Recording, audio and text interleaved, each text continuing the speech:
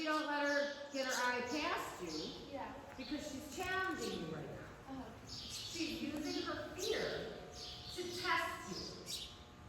So it's like, okay, how am I going to help this horse not be afraid and be the leader without scaring her more or having there be some dramatic event, right? So what you want to do is think about, put your whip in your other hand. And you're going to take your whip behind you.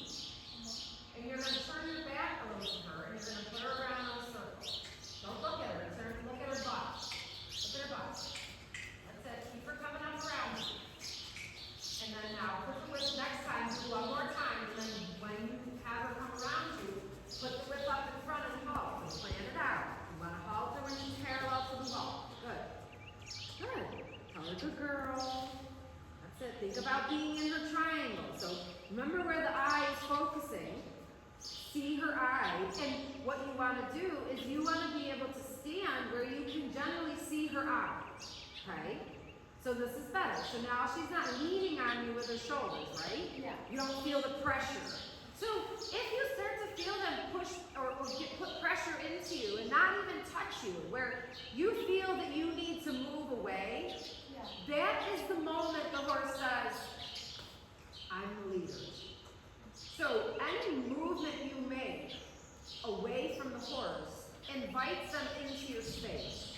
Okay. So when you're standing there, and if she's kind of like a little bit nervous, if you stand and just let your energy settle down into your heels, down into your waist, down into your lower back, she'll ground herself off of that. If you take your energy up here, in your upper half of your body, and you start moving your upper half around, they then feel that as, the ability to move you around, basically. Yeah.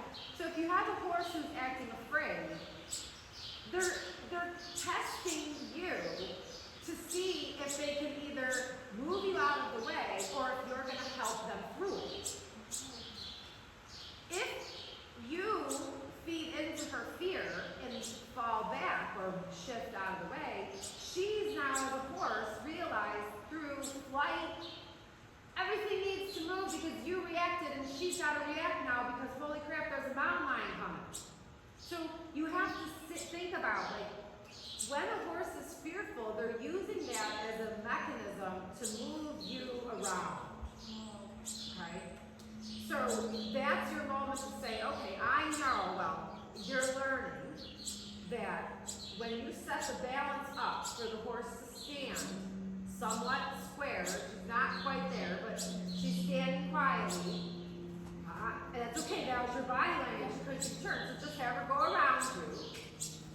So by you shifting your left shoulder back was triggering her to go and then halt. Yep. Now ask her to come up a little step and get that right fore to come up and then halt, halt. Yep. So again, she wants to lean on you, right? Yeah. So the halt's not bad, but she still shifted into you. So now is the time to say, now I'm going to set you straight, and I'm going to put you in a more equal balance. So you're going to create a front end and a hind end that lines up with itself. Yeah. Okay? So you're parallel to the wall. So now I would have her come around you again, because the front end is pretty good. And then if she comes up to the wall, you're going to think about halting, but now when you think about halting, you want to feel her come up around you a little before you halt. Just a tad. Yup. Because see, next time you almost had it, because then when you asked her to halt, she would have halted with both of her front feet even instead of thinking you want her to go or not knowing that you want her to, or you're stopping her prematurely. You follow me? So she's being like I'm here maybe? well, no, it's your body language. Oh, okay. So when she comes around you again, have her come around you again. And then when you go to halt her, think about when you halt her, you want to halt her when she's a little past your eye. So start thinking about, yep, almost, good. And then now turn your left shoulder to her to shift her back like a half a step. Turn your chest and bring the whip up in front. Shift her back, that's it. There, and then shift her back again. Yep. Think of your left hip and your left shoulder being part of that, not just the width. Yeah, again, use your hip and shoulder. That's it. Until you like where the front end lands. So just slowly adjust the horse back. Go on, keep going. Okay. Yeah, Heather, gotcha.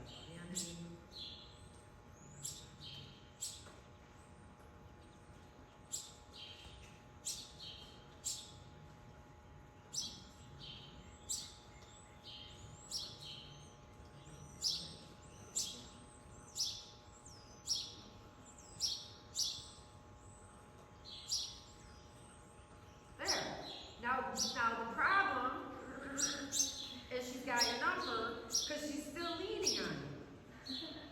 So look at her hind end. Okay, so now shift her back a little bit more, or you can bring her forward and then halt again. So you can play around with the balance a little bit. Bring her, bring her up, straight, and then halt again.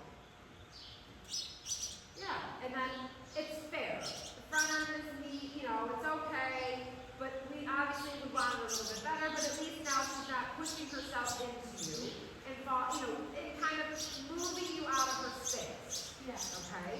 So I would do a couple more of those, have her come around, do halt, and then shift back, and see if we can play with the balance to get her to stand a little bit more perpendicular to the front.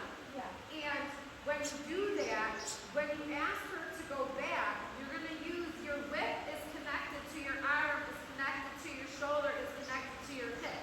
So when you ask her to back up, you're going to use your whole body and say, with the whip, back up. Okay? Because if you just use the whip, it's not as strong. So when you ask her to back up, you're going to think a little bit, switch your whip a little more here, and then bring your left hip and shoulder in, and then use that as kind of your back up, and your step. Because if you step with it, and then you stop, good.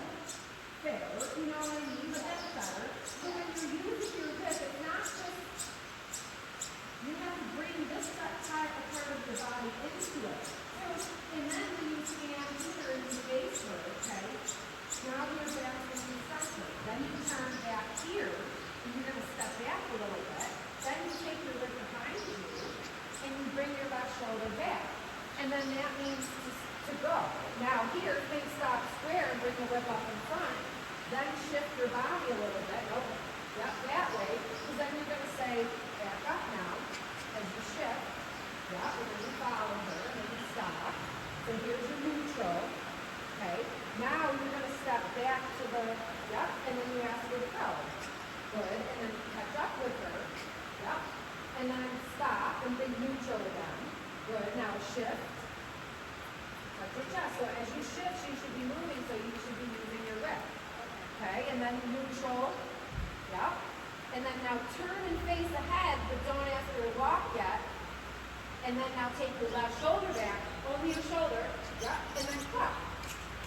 She should go.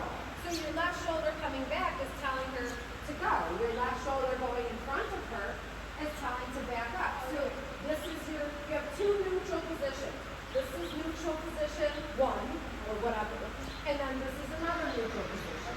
So then when you're standing here, you can slide left, and now you can shift the horse back. Or you can slide right, and now you can shift the horse forward. So then if you're working the horse this way, you have control of the front end, the middle, and then the hind end. Okay?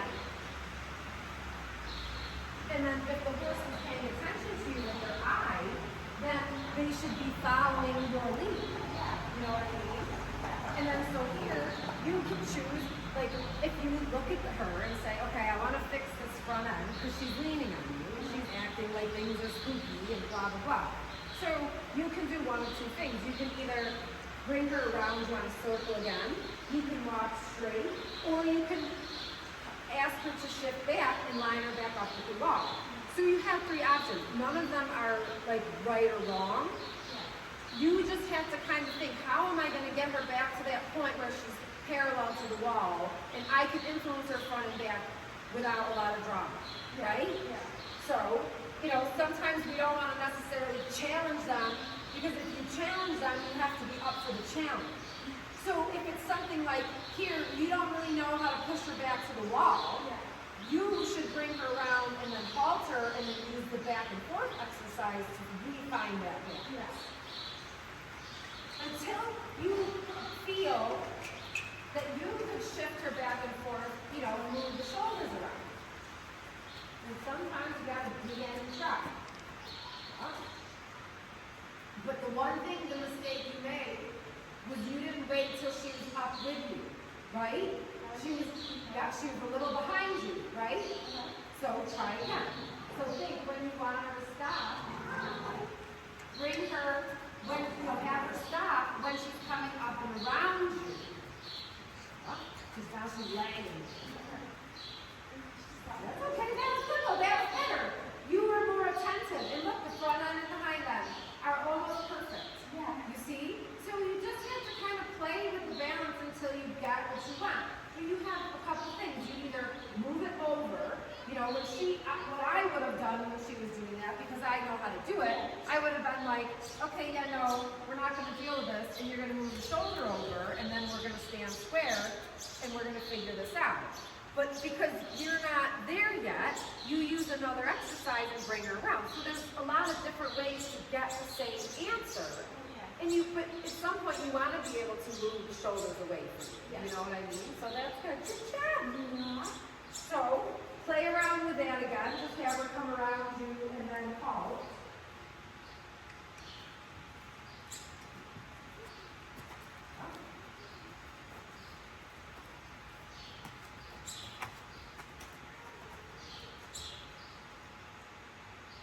Shift her back. Just half a step.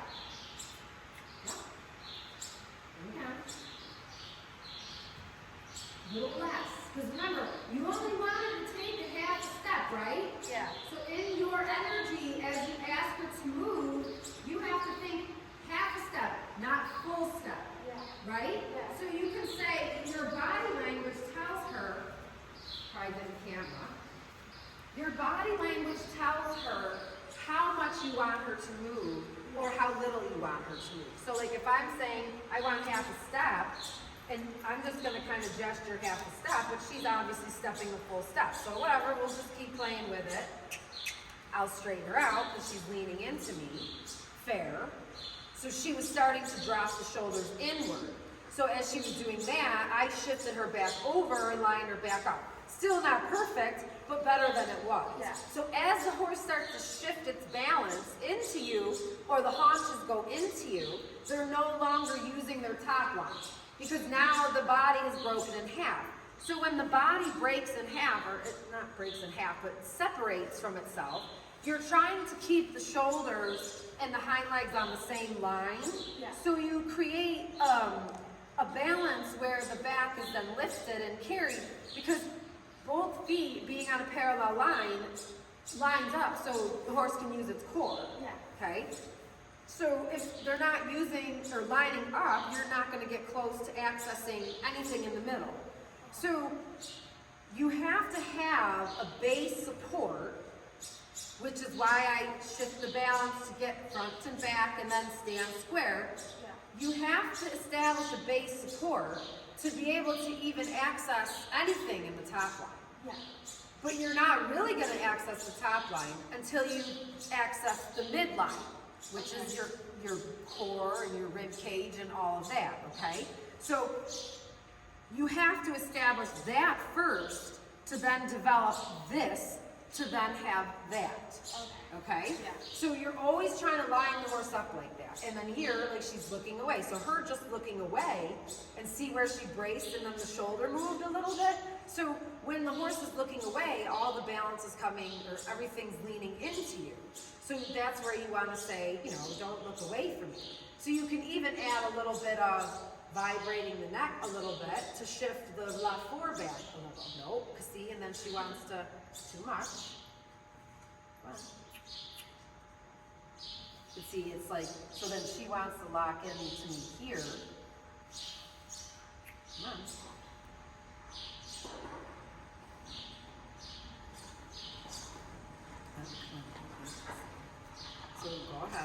that again. Can I ever go in a circle? Do what you got. I'm watching you not looking. You're on your own turn. I'm going to sit.